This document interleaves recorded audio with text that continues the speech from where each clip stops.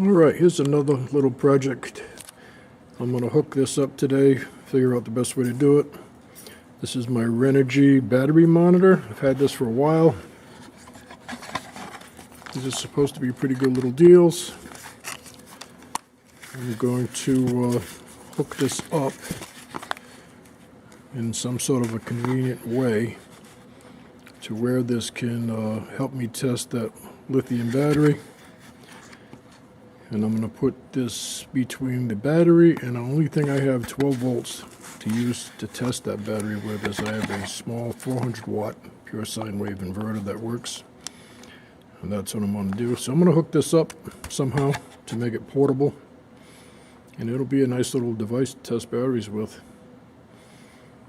Alright, more to come to this as I get it built up. I'll show you when I get done. More to come. Okay, here is the wrap-up of this Renogy battery monitor.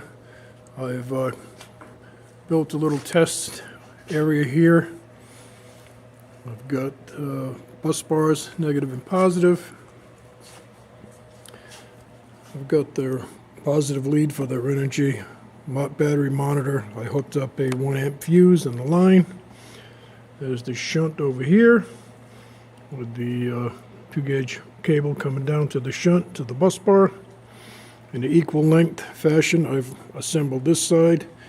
This has a 100 amp breaker here going into a 40 amp fuse, and that shows the power coming in here, and that worked out nice for holding the meter. And this is going to be my inverter I'm going to hook up to do the test. So I'll turn this on real quick and show you how it works. This is my on-off switch, will be the 100 amp breaker.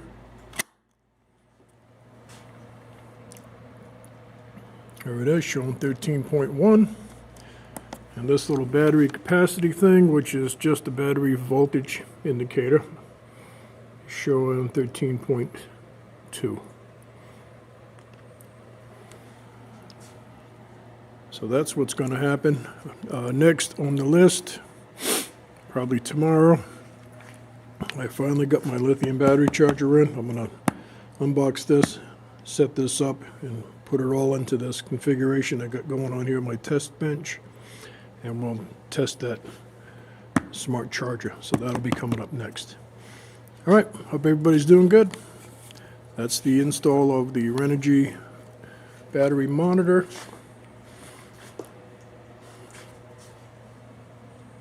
Pretty nice. I've had that for a while. And then to shut the system down, just come over here and flip the breaker off.